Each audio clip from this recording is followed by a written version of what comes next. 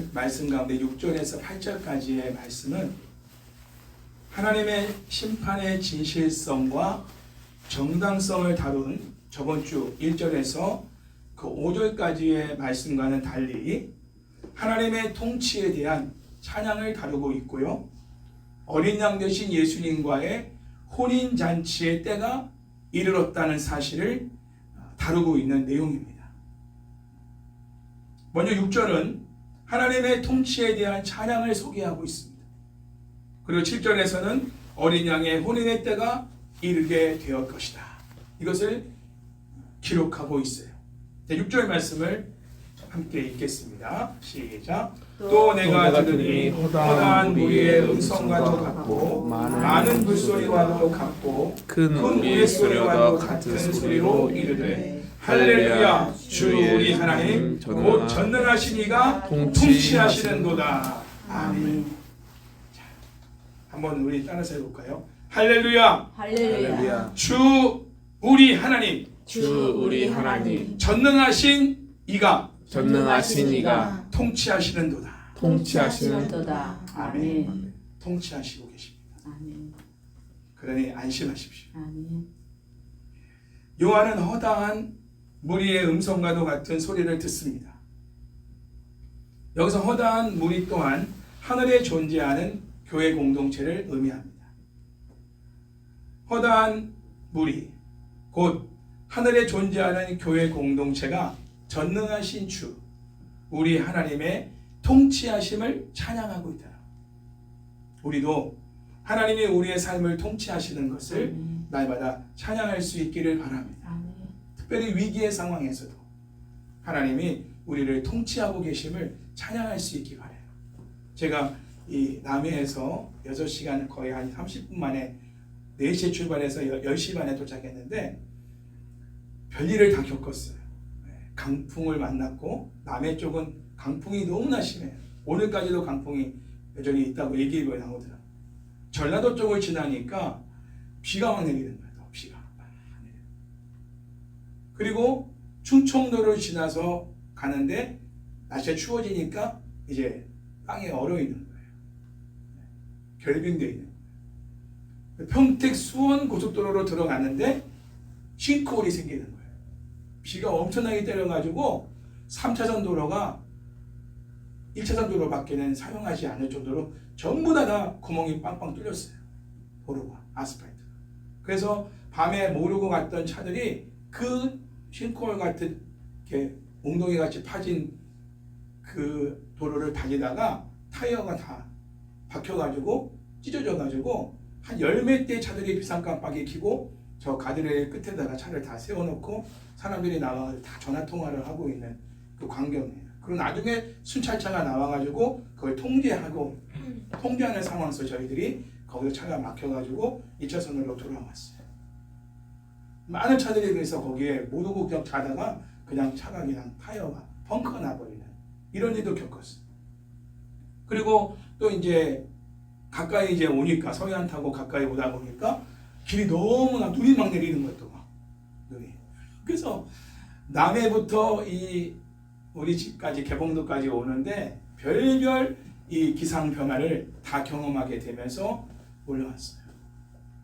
감사하게 저는 무리하지 않고 큰 버스만 뒤를 다 따라서 2차선 도로에서 계속 큰 버스만 보고 따라갔어요.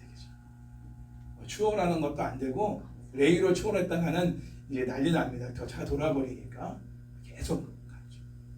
사모님은 계속 주무시고 나는 그냥 찬양하면서 그때 하나님을 찬양하게 됐어요. 이제 사모님이 귀가 안 좋으니까 제가 찬양을 틀어놓을 수가 없잖아요.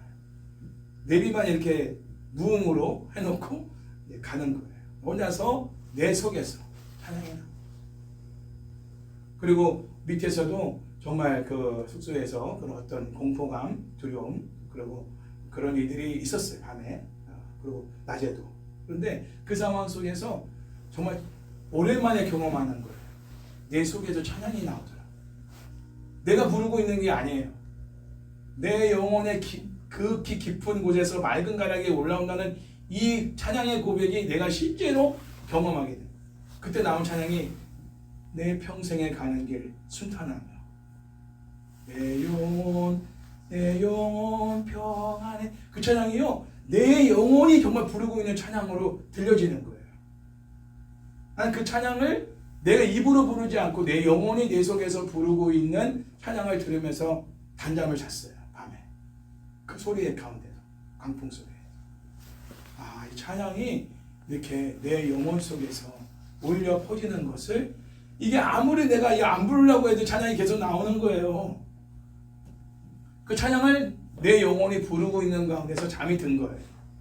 그런 경험도 하게 됐어요. 자, 전능하신 이가 통치하시는 가운데서 나오는 자연스러운 반응이 바로 찬양이에요. 찬양. 그분의 통치에 대해서 경험한 사람들은 찬양하지 않을 수가 없는 거예요. 그렇죠? 홍해를 건넜을 때도 미리암을 비롯한 모든 이스라엘 백성들이 자연스럽게 말과 탄자를 다 수장시켜버린 그 하나님의 통치를 경험하면서 찬양하지 않습니까? 찬양은 자연적으로 나오는 거예요. 이렇게 찬양합시다. 함께 찬양할까요? 찬양하는 게 아니에요. 찬양이 그냥 나오는 거예요. 하나님의 통치를 경험하는 현장에는 찬양이 울려 퍼지게 되는 하늘에서도 땅에서도 하나님을 찬양하는 역사가 일어나게 되는 거죠. 그 이유가 뭐라고요? 전능하신 하나님이 통치하시는도다. 할렐루야. 한 주간도 우리 성도님들의 삶을 통치하신 하나님을 또 성도님들도 찬양하시는 줄 믿습니다. 그들의 찬송 소리가 어떤가? 많은 물소리와도 같고 큰 우레소리와도 같다. 엄청나게 큰 소리죠. 큰 번개가 막 꽉 치는 소리 같은 그런 소리가 들린 거예요. 요한은 그 소리를 들은 거죠.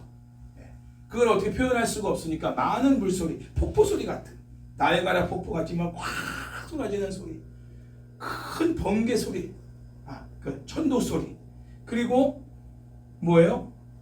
그런 소리와 함께 할렐루야라는 소리가 큰 소리로 외쳐지는 거예요. 이 할렐루야가 네 번째 할렐루야입니다. 19장에서 나오는 네 번째 할렐루야. 자, 이 문맥에서 하나님의 통치는 뭘 의미할까요? 큰 음녀 바벨론, 곧 세상 세력의 멸망의 결과로 드러난 표현이라고 볼 수 있죠.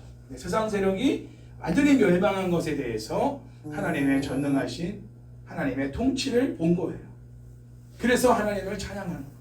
그리고 하나님의 백성들을 괴롭히고 핍박한 세상 세력의 멸망과 함께 하나님의 백성들에게는 완전한 구원이 이루어졌기 때문에 하나님을 할렐루야로 외치며 찬양하고 있는 것입니다. 결국 음녀 바벨론이 지배하던 세상 나라는 하나님과 주 예수 그리스도의 나라가 되어 하나님과 예수 그리스도께서 세세토록 다스리게 된 것입니다. 그래서 하나님을 찬양하고 있는 것이죠. 자, 7절 말씀을 다음으로 읽어보겠습니다. 시작. 우리가 즐거워하고 크게 기뻐하며 그에게 영광을 돌리세. 어린 양의 혼인 기약이 이르렀고 그의 아내가 자신을 준비하였으므로. 아멘. 큰 음녀 바벨론, 그 세상 나라의 심판을 통한 성도들의 완전한 구원. 그 구원은 하나님께 향한 그런 찬양과 하나님을 향한 영광을 돌려드리는 것으로 드러나게 된다는 거예요. 창조의 목적이죠. 하나님이 창조하신 목적은 영광을 받으시기 위해서 아니에요. 우리 인간을 창조하시고 모든 만물을 창조하신 것, 영광을 받으시기 위해서 창조하신 거예요. 그 창조의 목적에 맞게끔 모든 성도들이 그리고 모든 피조물들이 하나님께 영광을 돌리게 하시는 거죠. 이 세상 나라가 이제는 하나님과 주 예수 그리스도의 나라가 되었기 때문에. 자, 원어를 보면 7절이 왜냐하면이라는 접속사로 시작합니다. 자, 이 접속사는 어린 양의 혼인의 때가 온 것이 하늘에 있는 교회 공동체가 즐거워하고 크게 기뻐하며 하나님과 예수 그리스도께 영광을 돌리세라고 말한 것에 대한 이유인 것을 알 수 있는 거죠. 자, 왜 찬양을 하고 있고 영광 돌리고 있다고요? 어린 양의 혼인 잔치가 이제 때가 이르렀다. 그 이유 때문에 하나님을 찬양하고 영광을 돌려드리는 이런 반응을 보이고 있는 거예요. 그러니까 어린 양의 혼인 잔치가 얼마나 중요한지를 알 수 있는 거죠. 그것이 하나님께 자연적으로 영광을 돌리는 반응으로 드러나고 있다는 거예요. 하늘의 교회 공동체가. 여기서 어린 양의 혼인 기약이 이르렀다는 것은 예수 그리스도와 교회 공동체의 완전한 연합을 이룰 때가 다가왔다, 이런 뜻입니다. 이 인간관계 속에서 혼인이라는 것은 남자와 여자가 부모를 떠나 서로 합하는, 하나가 되어지는 아주 중요한 예식입니다. 그래서 결혼식도 중요하지만, 그 결혼식을 준비하는 것도 중요하고 기도를 많이 준비해야 되지만, 결혼을 준비하라는 말을 제가 많이 했어요. 이 말을 쉽게 표현하면 이거예요. 하나됨을 준비하라는 거예요. 결혼을 준비하는 건 뭐냐면, 결혼하기 전에 결혼을 준비하라는 건 뭐냐면, 모든 걸 같이 합의하여 맞춰가는 연습을 하는 거예요. 하나됨의 연습. 하나됨이 쉽지 않아요. 먹는 식습성도 맞지 않고, 살아온 가정도 다르고, 문화도 다르고, 성격도 다르고, 다 다르잖아요. 이거를 맞춰가는 과정. 그래서 혼수를 준비할 때도 같이 시간을 내서 어떤 걸 살 것인가, 또 어떤 집을 알아볼 것인가, 그렇죠? 다 같이 함께 해야 되는 이유가 뭐냐면, 그 자체가 결혼을 준비하는 과정이거든요. 물론 결혼식을 준비하기 위해서도 예식장을 알아보고 웨딩드레스를 같이 보면서 남편이 또 이렇게 선택도 해주고, 그거 괜찮아, 그건 괜찮네. 남편도 딱 입고 나면 그거 턱시도 괜찮아. 서로 맞춰가는 거예요. 내가 좋다고 입는 게 아니라 상대방이 또 좋아해야 되는 거죠. 마음에 들어야 되는 거예요. 예물도 마찬가지죠. 귀걸이, 반지, 목걸이, 예물, 혼수 등등 맞춰가는 거예요. 그 결혼식을 준비하고 또 긴 시간, 연애 기간 동안에 결혼을 준비해가는 거예요. 그래서 막상 결혼식을 하고 결혼이 되면, 결혼 생활을 시작하면 이미 하나됨을 이룬 부분들이 많기 때문에 다투고 싸울 일이 별로가 없는 거예요. 같이 함께 공유하면 되는 거거든요. 대화로. 그렇죠? 그걸 맞춰가는 거예요. 만약에 그렇게 맞춰가는 게 안 되면 결혼 생활이 불가능하죠. 이 사람하고는 같이 살 수가 없겠다. 그리고 결정해서 결혼까지는 안 가는 거예요. 좋은 사람이지만 결혼해서 함께 살 사람은 아니다. 왜? 하나가 안 되니까.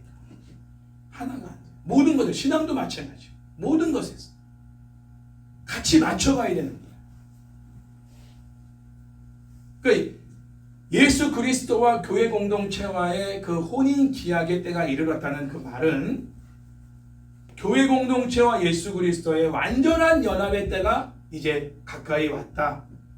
물론 지금도 우리가 그리스도와 연합된 삶을 살고 있고, 살기 위해서 무단히 우리가 큐티 생활, 기도 생활, 찬송 생활, 말씀 생활하면서 예배 생활하면서 주님과의 교제를 계속 우리가 시도하고 있지만 방해꾼들이 많잖아요.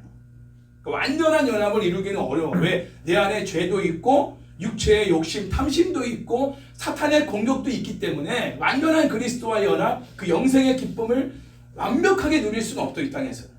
그러나 이제 혼인 예식, 이제 정말 예수 그리스도의 완전한 연합을 이룰 날이 곧 온다는 거야. 그것 때문에 하늘에 있는 교회 공동체 모든 성도들이 영광을 하나님께 올려드리는 이러한 반응을 보이고 있는, 신랑 되신 예수 그리스도와 신부인 교회 공동체의 완전한 연합은 또 뭘 말하느냐? 따라서 볼게요. 교회 공동체의 완전한 구원을 의미한다. 완전한 구원을 의미한다. 꼭 기억하세요. 완전한 연합이 완전한 구원을 의미하는 거예요. 예수 그리스도와의 완전한 연합, 그게 무엇을 통해 이루어진다고요? 혼인 예식. 어린 양과의 혼인 예식이 이를 그때 완전한 연합을 이루는데, 곧 그것이 뭘 의미하느냐? 우리들에게는 완전한 구원을 의미하는 것이다. 아시겠죠? 자, 예수 그리스도와의 혼인의 때가 이르렀을 때, 곧 신부된 교회 공동체의 완전한 구원의 때가 이르렀을 때, 신부된 교회 공동체는 자신을 준비시킨 상태에 있을 것입니다. 자, 우리가 오늘 귀담아 들어야 될 것은 신부가 신랑을 맞이할 준비, 뭘 준비되느냐, 이 부분을 오늘 강조할 거니까 잘 들으셔야 돼요.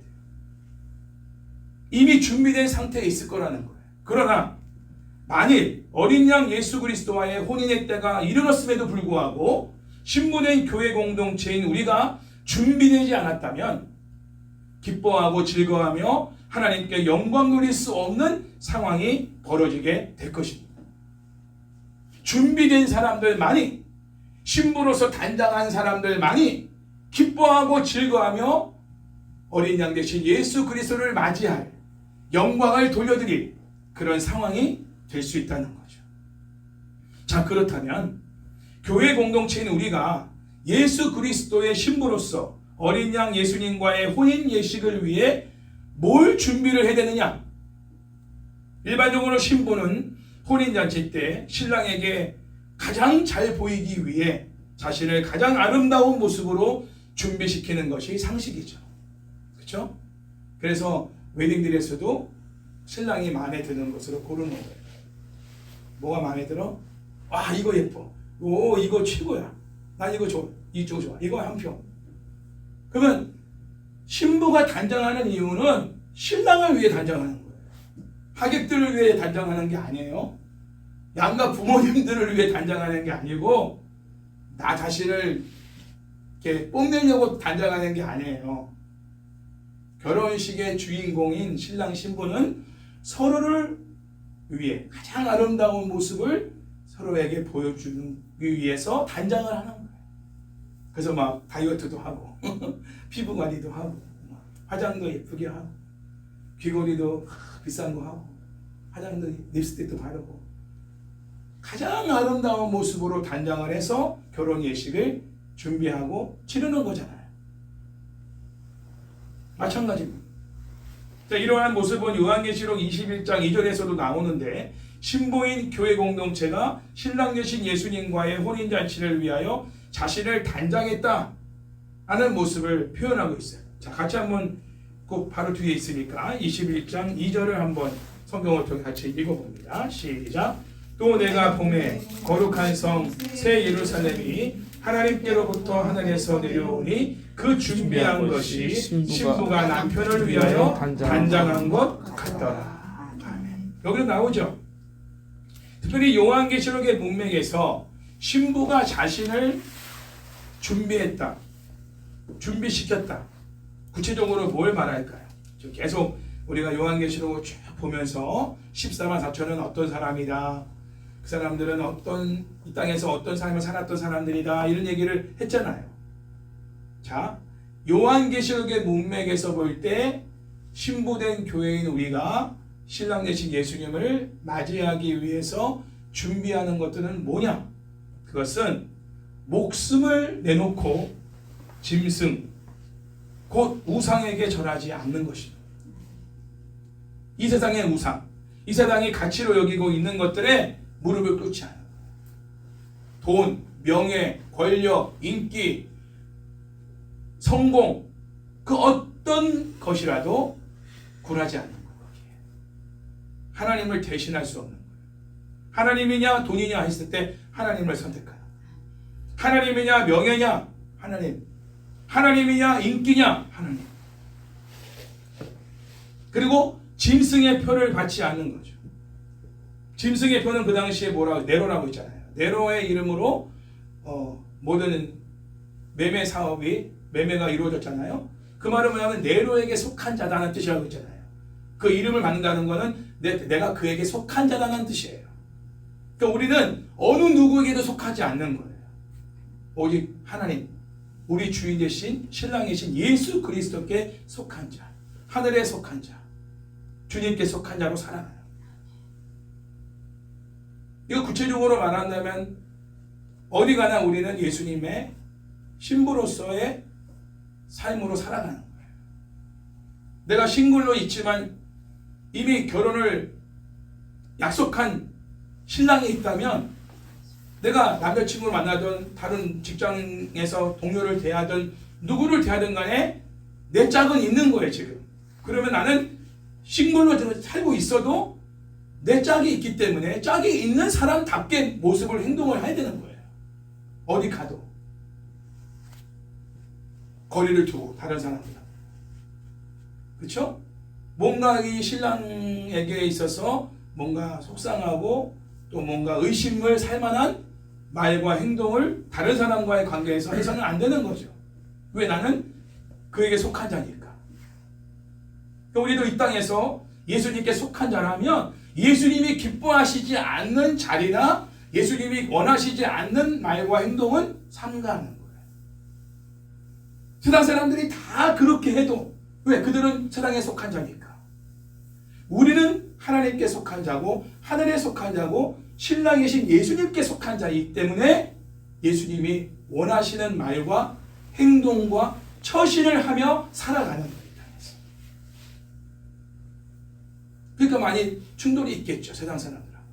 가치관에 어떤 충돌도 있겠고 또 생활의 어떤 패턴들 그리고 문화들 그렇죠? 이미 뭐 우리는 술을 안 마시니까 우리는 술을 안 마시는데 저 사람은 술을 마시고 이런 것부터 충돌이 일어나잖아요. 나는 지킬 건 지키는 거예요. 그 사람을 그것 때문에 판단하는 건 아니지만 그 사람이 하는 부분에 뭐라 하진 않지만 그렇다고 내가 그 사람과 맞추기 위해서 내가 그 사람이 하는 걸 따라하는 게 아니라는 거예요. 나는 나로서의 정체성을 가지고 지켜가는 거야. 아, 저 사람은 크리스찬이구나. 그래서 안 하는구나. 상대방이 알도록. 그것 때문에 나를 뭐 미워할 수도 있고 나를 핍박할 수도 있지만 상관없어. 나는 나의 정체성이 그리스도 안에 있기 때문에 in Christ. 나는 예수님 안에 있는 자이기 때문에 나는 할 수가 없는 것들이 있는 거예요. 또 해야 하는 것들이 있는 거죠. 주일 예배를 드리고 성도들과 교제하는 이런 자리를 우리는 타협할 수가 없는 거잖아요. 그렇죠? 그러니까 믿지 않는 사람들이 주일날 만나자 놀자 막 해도 뭐 나는 이 시간엔 주님과 약속한 시간이야. 난 그래서 이 시간을 못해 하고 내가 그리스도 안에 있는 자로서 나의 정체성을 가지고 아닌 건 아니라고 말하는 거예요. 아무리 친한 친구고 그 친구와의 관계를 유지하고 싶어도 아닌 건 아닌 거야. 그거를 분명하게 말할 수 있는 사람이 예수님 안에 있는 사람입니다. 이런 삶을 이 땅에서 살아가는 게 쉽지는 않아요. 많은 공격이 있기 때문에 손해가 있기 때문에 또 괴롭힘도 당한단 말이야. 그러나 감수하고 가는 거죠. 그런 사람들 음녀 바벨론이 저지른 음행인 경제적 유혹에 타협하지 않는 것 그게 신부로서 단장하는 것들이에요. 매매 행위를 하려면 반드시 우상 숭배를 해야 되는 상황이었잖아요. 당신은 그러니까 차라리 굶어 죽더라도 나는 그런 생활을 안 하겠다. 이렇게 딱 마음을 먹는 게 신부로서 신랑 되신 주님과의 혼인 잔치를 준비하는 단장하는 모습이다. 이게 요한계시록의 그 당시 로마 교회 로마 안에 있던 소아시아 7교회들 성도들에게는 이 부분이 해당되는 거죠. 지금 우리들에게는 또 다른 여러 가지의 또 타협하지 말아야 될 것들이 있는 거예요. 이 시대의 우상도 물론 돈이지만 또 새로운 우상들이 또 있잖아요. 지금 이 시대는 내가 우상의 시대예요. 그렇죠? 내 자신이 인본주의니까. 그래서 철저히 내 중심적으로 살아가는 모습에서 주님 중심으로 살아가는 모습으로 살아가는 것이 신부된 나를 준비시키는 모습이다. 그러면서 우리는 주님의 뜻을 물어야 되는 거죠. 내가 원하는 대로 하는 게 아니라 주님 뭘 원하십니까? 주님이 뭐 어떻게 하기 원하십니까? 어디로 가기 원하십니까? 내가 어떤 말을 하기 원하십니까? 다 주님께 구체적으로 물어보는 거야. 그게 주님께 속한 자라는 증거죠. 그러나 그런 물음이 없이 일방적으로 내가 원하는 걸 한다면 그거는 내게 속한 자라는 거죠. 내가 나를 주장하고 있는 거예요.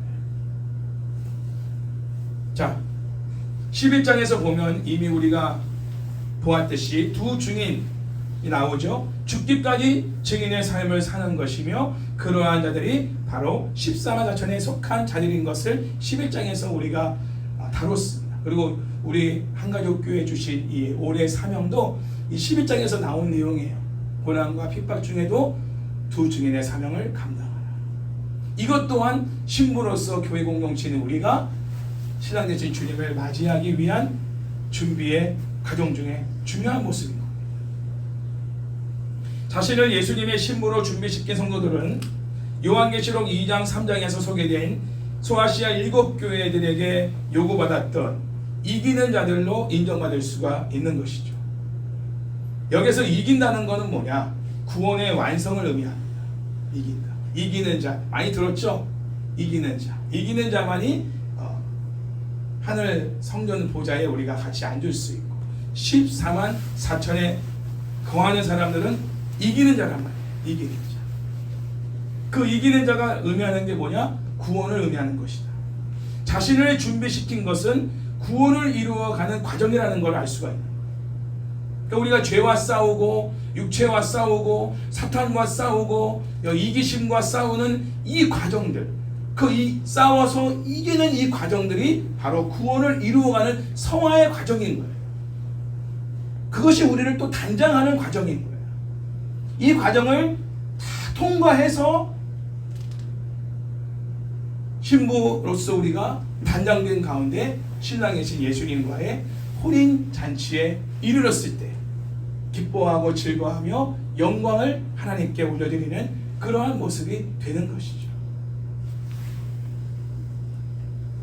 이처럼 하늘의 교회 공동체가 크게 기뻐하고 즐거워하며 하나님께 영광을 돌려드리는 이유는 어린 양의 혼인의 때가 이르렀을 때 예수님의 신부가 자신을 잘 준비시킴으로 그 혼인의 관계를 성립시키는 데 부족함이 없이 거룩하고 의로운 모습을 갖추게 되어 구원의 완성을 이루게 되었기 때문인 것입니다.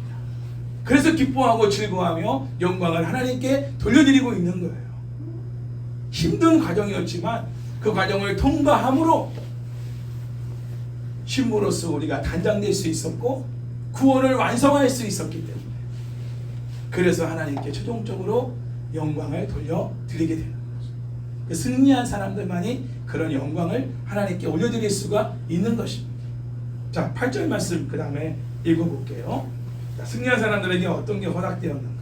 시작. 그에게 빛나고 깨끗한 세마포 옷을 입도록 허락하셨으니 이 세마포 옷은 성도들의 옳은 행실이로다. 자, 신부가 결혼 예복으로 빛나고 깨끗한 세마포 옷을 입도록 허락되었다라고 말합니다. 물론 하나님께서 허락하신 거겠죠. 그러나 더 구체적으로 말하면 신랑 대신 예수님이 허락해 주신 거예요. 더 구체적으로 말하면 신랑 대신 예수님이 신부인 우리에게 예복을 친히 준비해 주신 거예요. 그 예복을 입혀 주신 거예요, 우리에게. 그러니까 그 예복이 어떠냐? 깨끗하고 빛나는 세마포 옷이다. 그 옷을 입도록 허락해 주신 분이 바로 우리 신랑 되신 예수 그리스도시다. 물론 우리가 치장을 하고 준비를 했죠. 그렇죠? 그러나 이 세마포 옷은 우리가 준비된 가운데서 입은 옷이 아니에요. 구별하셔야 돼요. 우리는 신부로서 단장은 우리가 해야 되는 거예요. 그러나 단장한 우리들에게 신랑이신 예수님이 입혀주시는 예복이 있어요.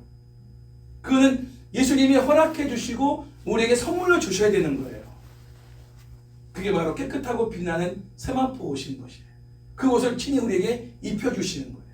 그 옷을 입지 않은 사람은 예식에 참여할 수가 없다는 것은 마태복음에서도 예수님이 마지막 때를 말씀하실 때 그 예복을 준비하지 않은 사람들은 혼인 예식에 참여할 수 없다는 걸 비유로 말씀하셨어요. 그렇죠? 그러니까 이 예복은 주님이 친히 준비해 주셔야 되는 거다. 아까와 달라요. 신부로서의 단장은 우리가 이 땅에서 살아가는 모습 속에서 거룩함과 정결함을 지켜나가야 되는 그 과정, 성화의 구원의 과정이 바로 우리가 준비되는 과정이지만, 단장하는 과정이지만 그런 자에게 입혀주시는 옷은 주님이 친히 주시는 옷이다. 그리고 그것이 뭐라고 말해요? 성도들의 옳은 행실이다. 그 결과로 주신 거라는 거죠. 그 의로운 행위의 삶을 산 것에 대한 증표로 빛나고 깨끗한 세마포 옷을 예수님이 직접 입혀주시는 은혜를 베풀어 주시는. 자, 여기서 세마포 옷은 흰옷과 같은 의미인데 사대교회에게 이기는 자는 흰옷이 입혀질 것이라고 약속한 바가 있고 라우디아 교회 성도들에게는 흰옷을 사서 입으라고 주님이 권고하셨습니다. 또 천상에 셀 수 없는 무리가 흰옷을 입고 있고요. 또한 그 옷은 어린 양의 피에 씻어 희게 되었다라고 말하고 있습니다. 더 나아가 19장 14절에서는 하늘에 있는 군대들이 희고 깨끗한 세마포 옷을 입고 있는 것으로 묘사되고 있습니다. 자, 이러한 사실로 볼 때 희고 깨끗한 빛나는 이 세마포 옷은 어떤 사람만 입을 수 있느냐? 따라서 해볼게요. 승리한 교회들만 입을 수 있다. 승리한 교회들만 입을 수 있다. 네, 이긴 자들만이 입을 수 있는 옷인 거예요. 하늘의 군대, 셀 수 없는 무리, 그리고 천상에 있는 셀 수 없는 무리. 그러니까 우리가 이 땅에서 죄와 그리고 사탄과 육체의 욕심과 날마다 우리가 싸워서 이겨서 용서의 사랑, 인내의 사랑, 희생의 사랑을 성령과 함께 행하며 두 증인의 사명을 어떤 상황이든 간에 감당하며 살아가는 이 성화의 구원에 이르러 날마다 승리의 삶을 살아간 사람들에게 입혀주시는 옷이 희고 빛나고 깨끗한 세마포 옷이다. 승리한 자들에게만 주시는 옷이라는 것. 이러한 어린양 되신 예수님의 신부된 교회 공동체가 입은 빛나고 깨끗한 세마포 옷은 17장 4절에서 음녀가 입은 사치와 허영의 옷과는 매우 대조되는 옷인 것이죠. 어린 양의 신부로서 교회 공동체는 하나님의 기대를 충족시켜 줄 수 있는 의로운 행위를 행한 것으로 인정해 주고 있는 빛나고 깨끗한 세마포 옷을 입도록 허락받은 것입니다. 자, 이것은 성화의 구원을 넘어 영화의 구원에 이르는 모습을 보여주고 있는 것이다. 그렇게 설명할 수가 있습니다. 주님이 입고 계신 옷을 우리도 같이 입고 있는 거니까 완전한 연합을 그 옷을 통해서도 알 수 있는 거예요. 완전한 연합. 그러니까 예수님하고 우리하고는 차별이 없어요. 똑같은 존재로서 이렇게 대우해 주시는 거예요. 그렇잖아요. 우리가 결혼을 해서 완전한 연합을 이루려고 해도 부부끼리 서로 차별이 많이 있으면 연합을 이루기 어렵잖아요. 그렇죠? 상대가 안 되니까 서로가 갭이 있으니까. 그런데 하늘에서는요 예수님과 우리가 차별이 없어요. 완전한 연합을 이루는 거예요. 완전한. 그러니까 주님의 모습이 나의 모습 같고 내 모습도 주님의 모습과 다를 바가 없는 이런 영광스러운 모습으로 우리를 대해 주시는 영화의 구원에 이르는 거예요. 그 영화의 구원이라는 게 영광스러운 모습으로 우리를 만들어 주신다는 그런 표현도 되지만 더 실제적인 말은 주님처럼 우리를 변화시켜 주신다. 주님의 모습처럼. 하나님은 어린 양 되신 예수님의 신부된 성도들을 위해서 세상을 심판하시는 의로운 행위로 말미암아 성도들이 구원을 받아 빛나고 깨끗한 세마포 옷을 입는 것이 허락되는 은혜를 입게 하신 것입니다. 자, 이제 다 함께 9절 말씀을 읽겠습니다. 시작. 천사가 내게 말하기를 기록하라. 어린 양의 혼인잔치에 청함을 받은 자들은 복이 있도다 하고 또 내게 말하되 이것은 하나님의 참되신 말씀이라 하기로. 아멘. 자, 여기서 요한에게 말하는 천사는 다른 천사가 아니라 5절에서 보좌에서 나는 음성, 그 음성과 같은 목소리입니다. 이 천사가 요한에게 뭐라 말합니까? 기록하라고 명령합니다. 뭘 기록하라고 하느냐? 기록하는 내용이 바로 뒤에 나오죠. 어린 양의 혼인잔치에 초대받은 자들은 복이 있다. 이 내용을 기록하라는 거예요. 어린 양의 혼인잔치에 초대받은 사람들은 복이 있는 사람들이다. 자, 그렇다면 왜 그런 사람들이 복이 있는가? 그 이유를 알 수 있죠. 자, 여기서 우리가 이 잔치라는 말이 있고 이 잔치라는 말은 만찬이라는 말과 바꿀 수가 있는데 이 잔치와 만찬은 어떤 사람들끼리 서로 갖는 거냐면 매우 친밀한 관계의 사람들끼리 갖는 것입니다. 그렇죠? 그 혼인 잔치라는 이 잔치는 가깝지 않은 사람하고는 같이 할 수 있는 자리가 아니에요. 식탁 교제, 그렇죠? 우리도 목장에서 식탁 교제를 하잖아요. 매우 친밀한 그런 사이의 교제라는 걸 의미하고 있어요. 자, 이러한 사실은 요한계시록 3장 20절에서 우리가 잘 알 수 있죠. 볼지어다 내가 문 밖에 서서 두드리노니 누구든지 내 음성을 듣고 문을 열면 내가 그에게로 들어가 그와 더불어 먹고 그는 나와 더불어 먹으리라. 자, 이 말씀은 라오디아 교회와의 친밀한 관계를 회복하라는 의미로 말씀하신 거예요. 그래서 그 앞에 뭐라고 회개하라는 말이 먼저 있죠. 라오디아 교회 성도들에게 회개하라. 회개해서 뭘 하라는 거예요? 예수님과의 친밀한 교제를 회복하라는 거예요. 라오디아 교회 성도들은 예수님과의 친밀한 교제를 잃어버린 거예요. 형식적인 냉랭한 그런 의무적인 신앙생활을 했던 사람들인 거예요. 뜨겁지도 차지도 않은 이런 신앙생활을 한 거예요.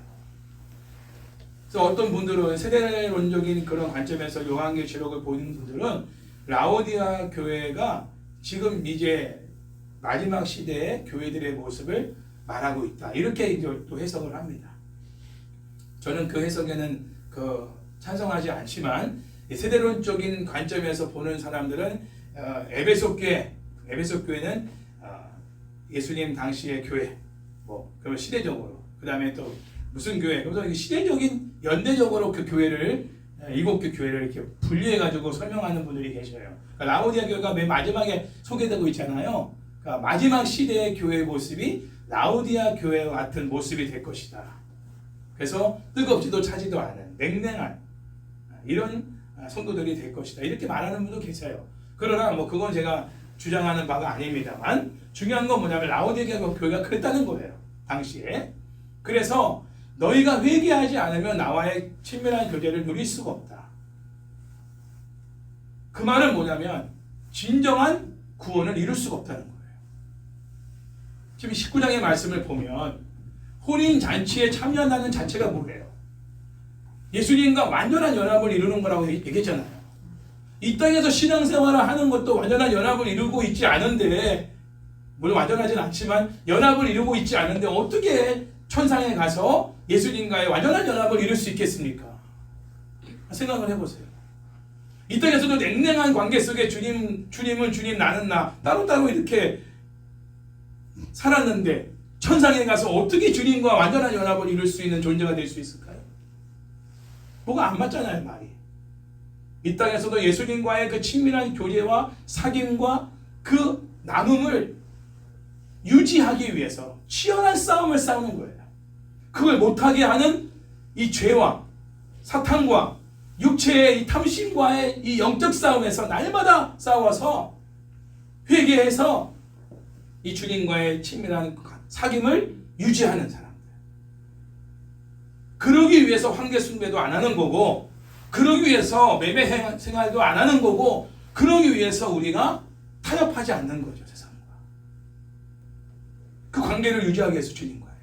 그런 사람들이 이제 구원의 완성으로서 이루어지는 예수님과의 혼인잔치에 참여하게 되는 사람들인 거죠. 그런 사람들이 복이 있다는 거예요. 왜 복이 있냐? 완전한 연합을 이뤘기 때문에. 예수님과의 완전한 연합을 이룬 사람들이 복이 있는 사람들. 이 복도 행복이라는 뜻입니다.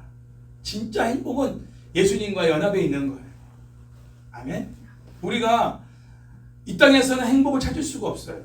행복이라는 파랑새를 여러분들이 아무리 잡으려고 발버둥 치고 따라가봐도 진정한 행복은 예수 그리스도와의 연합을 이룰 때만이 누릴 수가 있는 거예요. 이 땅에서. 그리고 그 행복은 환경과 상황과 상관없는 행복입니다. 가난해도 병들어도 그리고 혼자 있어도 누릴 수 있는 거예요. 주님만 있으면 되는 거예요. 그 주님과의 관계만 이상이 없으면 그 행복을 누릴 수 있는 거죠. 물론 이 땅에서는 불안전하지만 그래도 많은 유혹이 있고 외로움이 몰려오기도 하고 또 질병으로 인해 낙심도 되고, 그렇죠? 환경적으로 내가 영향도 받고 감정적으로 또 이게 힘들어지기도 하지만 이제 진정한 혼인잔치에 참여하게 되면 그런 게 없어요. 완전한 연합을 이루기 때문에 행복 그 자체, 그 행복을 영원히 누리는 거예요. 빼앗길 수 없는 거예요. 치열한 영적 전투에서 끝까지 견디며 버티며 이기는 사람들은 기대하던 어린 양의 혼인잔치에 참여하는 복을 누리게 될 것입니다.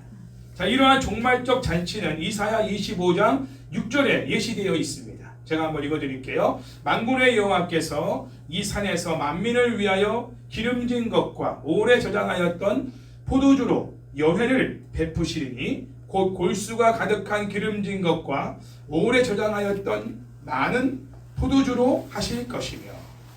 자, 이 이사야 25장 말씀은 하나님이 이스라엘을 포함한 모든 나라들을 위해 값진 음식이 제공되는 종말적 만찬을 베풀어 주겠다는 약속의 말씀입니다.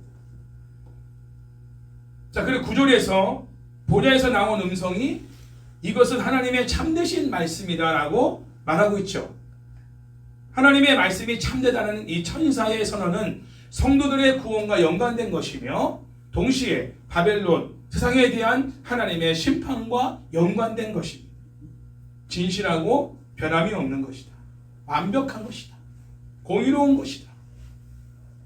자, 마지막으로 10절 말씀을 읽겠습니다. 시작. 내가 그 발 앞에 엎드려 경배하려 하니 그가 나에게 말하기를 나는 너와 및 예수의 증인을 받은 내 형제들과 같이 된 종이니 삼가 그리하지 말고 오직 하나님께 경배하라. 예수의 증언은 예수의 영이라 하더라. 아멘.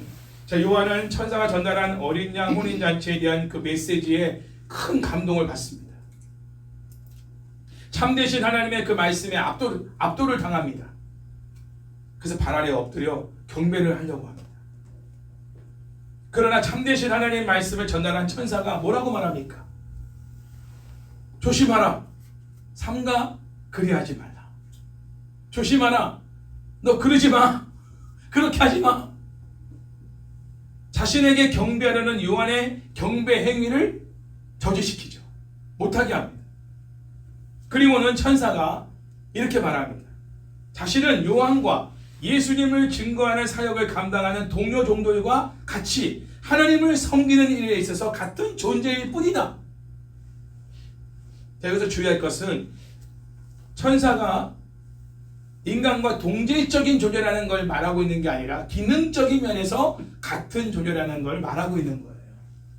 인간과 천사는 같은 질적인 존재는 아닙니다. 천사는 영이니까. 그러나 기능적인 면에서는 같다는 거예요. 그렇죠? 증인의 사명을 감당하는 사명을 갖고 있다는 거예요. 우리도 증인의 사명을 감당하고 천사도 증인의 사명을 감당하고 있다는 거죠. 그러면서 동등한 하나님의 종이다. 신분은 꾼이다. 이렇게 표현하고 있습니다. 이러한 사실을 근거한 천사는 자신에게 경배하지 말고 오직 누구에게만? 하나님께만 경배하라. 이렇게 말하고 있다. 이 말도 우리가 좀 적용할 필요가 있어요. 아무리 정말 우리가 감사하고 정말 존경하고 아무리 정말 귀한 분이라 하더라도 하나님만큼 그를 높여서는 안 돼요.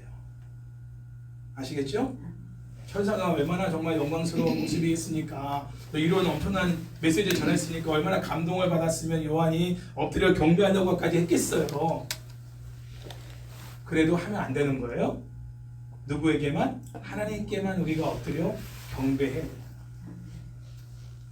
예배 대상은 오직 하나님이에요. 담임 목사도 되면 안 돼요.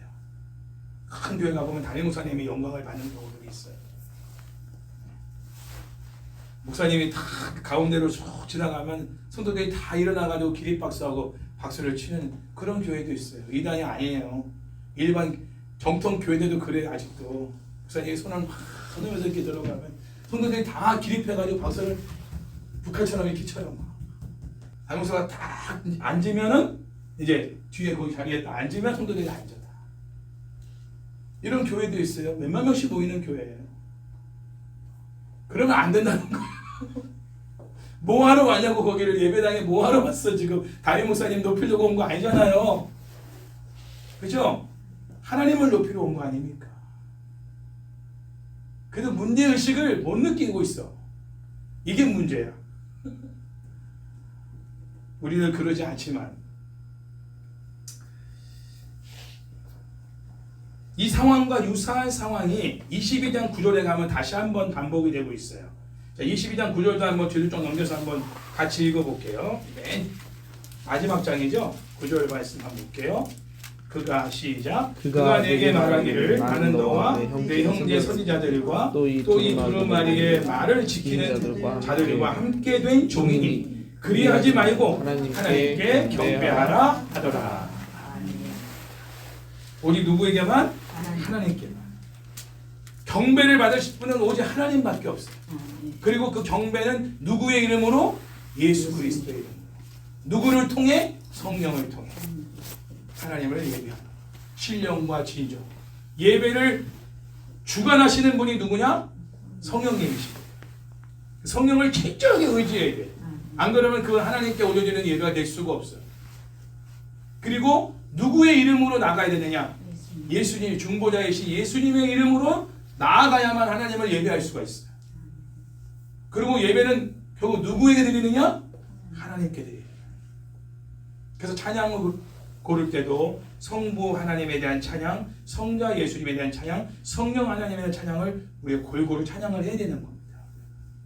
그래서 맨 처음 경배 찬양은 성부 하나님을 향한 찬양, 찬송가 1장부터 80몇 장까지 나오잖아요. 성부 하나님을 향한 찬양. 82장부터인가 80장부터는 이제 성자 예수님에 대한 찬양이 나오죠. 120몇 장까지. 그 성령 하나님에 대한 찬양이 또 170몇 장부터 나오고. 그렇죠. 그 예배 안에서 삼위일체 하나님이 다 드러나야 돼요.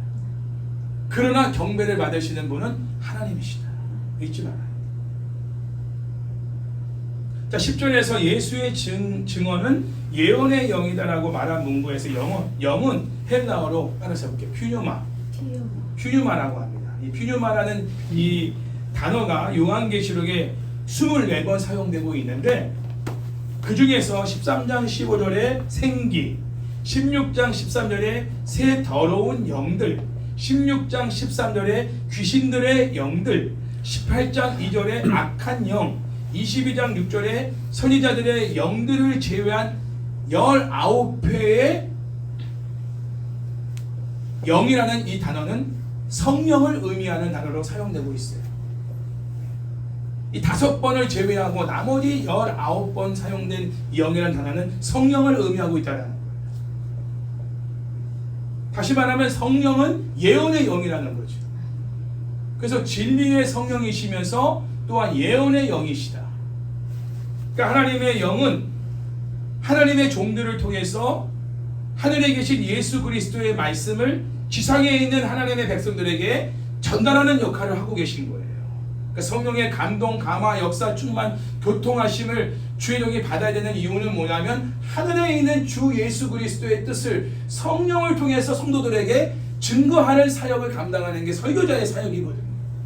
설교자의 개인적인 어떤 사적인 얘기를 전하기 위해서 강단에 쓰는 게 아니라 하늘에 계신 보좌에 앉으신 예수 그리스도의 뜻을 받들어 그 뜻을 성도들에게 증거하는 역할을 하시는 분이 성령이시고 그 성령이 주의 종들을 통해서 그 일을 하시는 거예요.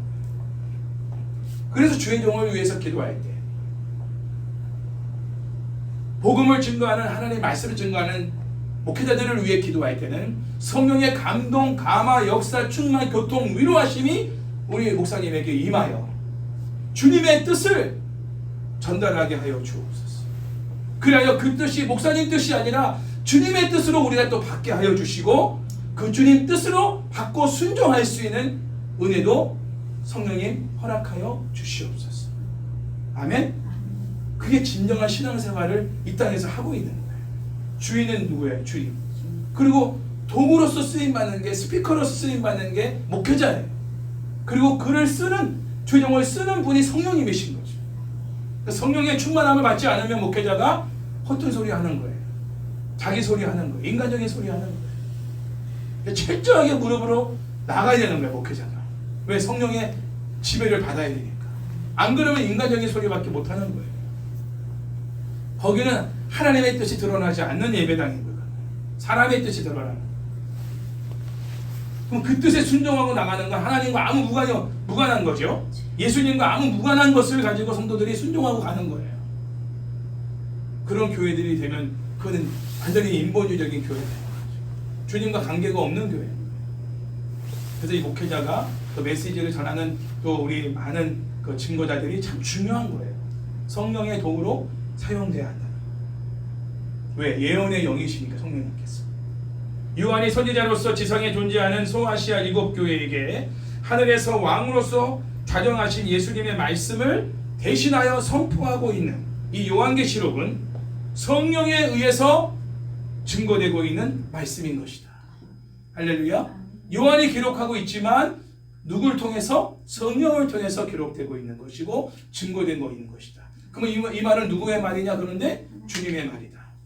하늘 보좌에 앉아 계신 주님께서 뜻을 두고 계신 그 말씀을 성령을 통해서 요한을 통해 성령님이 요한을 통해 이것을 기록하고 증거하게 하신 말씀. 그래서 여기 성경에다 그 말을 기록한 거예요. 예수의 증언은 예언의 영이라 하더라. 아멘. 그러니까 이 말이 왜 예수님이 하신 말씀은 성령을 통해서 지금 증거되고 있는 말씀인 것이다. 이런 뜻이죠. 자, 그리고 예언이라는 건 단순히 미래에 대한 것을 점치고 뭔가 알아맞추는 예측하는 그런 말이 아니라 이 예언이라는 말은 하나님의 뜻과 계획을 담고 있는 하나님의 말씀을 의미합니다. 그러니까 예언의 은사라는 것은 쪽집게처럼 미래를 맞추는 은사가 아니에요. 하나님의 뜻이 뭔지, 하나님의 계획이 뭔지를 알고 있고 그 뜻과 계획을 알려주는 어떤 하나님의 말씀, 메시지, 그것이 예언의 은사를 받은 사람들이 설교자들인 것이고, 따라서 예언의 영으로서 성령은 하나님의 뜻과 계획을 선지자를 통해 주의 종을 통해서 선포하시는 역할을 지금도 하고 계신 겁니다. 그러므로 예수님께서 주신 증거는 성령의 감동으로 말미암은 예언의 내용이라고 할 수가 있는 것이죠. 그 신실한 증인으로서 예수님의 지상사역 전체에 걸쳐 보여주신 증거의 모든 내용도 성령님이 개입하신 부분이다. 성령을 통해서 주님이 증거하신 거예요. 산상수훈의 말씀이나 모든 비유나 주님이 복음서에서 하신 모든 말씀들을 다 성령을 통해서 하나님의 뜻과 계획을 주님이 증거하신 거죠. 지금도 지상에서 또한 교회 공동체를 통해서 예언의 사역을 성령님께서 지금도 행하고 계시다는 거예요. 우리가 사도행전을 보면 베드로가 성령의 충만한 가운데서 예루살렘에 있는 사람들에게 복음을 전하잖아요. 그렇죠? 베드로가 원래 그런 사람이 아닌데 성령을 받고 나니까 입을 열어서 막 담대하게 막 예루살렘 사람들을 향해서 예수님을 증거하잖아요. 네. 성령이 하시는 일이죠. 꼭 주의종만이 아니라 여러분들에게 성령이 임하면 여러분 입을 가만히 둘 수 없어요. 입을 열어 전하게 하시는 거예요. 누가? 성령님께서. 할렐루야. 성령의 충만함은 반드시 메신저로서 역할을 하게 하십니다. 하나님의 뜻과 계획을 전하는 역할을 하는데 사용하신다는 거예요. 성령께서. 그런 사람이 성령의 도구로 쓰임받는 사람들. 찬양을 드리든 기도를 드리든 중보기도를 하든 말씀을 전하든 간에 하나님의 계획과 뜻을 전하는 사람들이 바로 성령의 도구로 쓰임받고 있는 사람들이라. 자, 이런 점에서 예수님께서 하신 증거 사역을 이어가는 요한의 선지자적 활동의 결과로서 요한계시록 자체가 성령의 감동으로 주어진 예언의 말씀이라는 것을 증거하고 있죠. 그래서 요한계시록 2장 3장에서 여러분 보면 소아시아 7교회에게 항상 마지막에 주님이 하시는 말씀이 있죠. 에베소 교회, 버가모 교회 다 모든 교회마다 성령이 교회들에게 하시는 말씀을 들을지어다. 각 교회마다 찾아오시는 주님의 모습은 달랐어요. 그러나 항상 마지막에 결론적으로 하신 말씀은 성령이 교회들에게 하시는 말씀을 들을지어다. 이 말씀을 주님이 직접 하신 거예요. 그러니까 주님이 하시는 말씀이지만 이건 곧 성령이 하시는 말씀입니다. 성령을 통해서. 주님도 그렇게 인정하시고 그런 말씀을 각 교회들을 향해서 하신 겁니다. 하나님의 말씀이라는 거죠. 하나님의 계획과 뜻이라는 거죠. 자, 이 정리해 보겠습니다. 성도들은 어린 양 되신 예수님과 혼인잔치의 신부로 참여할 수 있도록 자신을 준비시키는 거룩한 사람들이라는 것을 잊지 마십시오. 우리는 오늘도 신부로서 우리를 단장하는 삶을 살아야 돼요. 그게 뭔지는 아까 말씀드렸죠? 세상과 타협하지 않은 거예요. 세상의 어떤 우상도 우리가 무릎 꿇지 않은 거예요. 나는 누구에 속한 자다? In Christ. 예수님 안에 있는 사람입니다. 예수님의 이름이 내 안에 있다. 그러므로 나는 어디 가든지 그리스도 예수 안에 있는 자로서의 말과 처신과 행동을 하며 살아가는 거예요. 그게 바로 나를 신부로 준비시키는 성화의 과정인 거예요. 그러기 위해서 싸워야 될 대상이 있어. 죄와 육체의 탐심과 사탄의 모든 공격들을 우리는 날마다 기도로 말씀으로 싸워 이겨나가야 되는 거예요. 그래서 이기는 자, 그 승리한 자들에게 깨끗하고 빛나는 세마포 옷을 주님이 직접 입혀주신다. 그렇죠? 그게 구원의 완성이다. 예수님과의 완전한 연합을 이루는 그날이 어린 양 예수님과의 혼인잔치에서 이루어진다. 그 예복을 주님이 직접 준비하신다. 어떤 사람에게, 이긴 자에게, 이 땅에서 승리의 삶을 살아간 자들에게 그 옷을 입혀주시고 혼인잔치에 참여하는 자가 복이 있도다. 너희가 진정으로 행복한 사람입니다. 완전한 연합을 이루었으니 너희에게는 완전한 행복이 이제 임하게 될 것이다. 자, 질문합니다. 현재 우리는 이런 구원의 완성에 대한 소망을 가지고 예수 그리스도의 신부로서 자신을 얼마나 힘써 성실하게 준비하고 있는가? 스스로 질문해 보십시오. 어린 양의 혼인잔치에 초청받기에 합당한 삶을 얼마나 힘쓰며 살아가고 있는가? 세상의 가치와 방식을 거부하고 하나님 나라의 가치와 방식을 따르려 힘쓰고 있는가? 쉽지 않죠? 세상의 헛된 우상을 버리고 하나님만을 홀로 예배하려고 힘쓰고 있는가? 육체의 욕심을 따르지 않고 성령을 따라 행하며 모든 관계 속에서 하나님의 성품인 사랑의 열매를 맺어가려고 힘쓰고 있는가? 자, 이 질문들은 제가 그동안 계속 설교해왔던 내용들에 대한 또 다른 질문입니다. 세상에 발을 딛고 있지만, 아까 찬양도 했죠. 우리가 세상에 우리가 발을 딛고 있지만 우리의 영혼은 하늘을 딛고 서 있다는 거예요. 어린 양 예수 그리스도의 혼인잔치에 청함을 받은 복이 있는 사람으로서 하늘의 소망을 가지고 완전한 그리스도와 연합을 이룰 그때를 기다리며 이 땅에서 예수 그리스도의 신부로서 자신을 준비하며 살아가는 성화의 구원을 넘어 영화의 구원을 이루는 우리 모두가 되기를 주의 이름으로 축원합니다.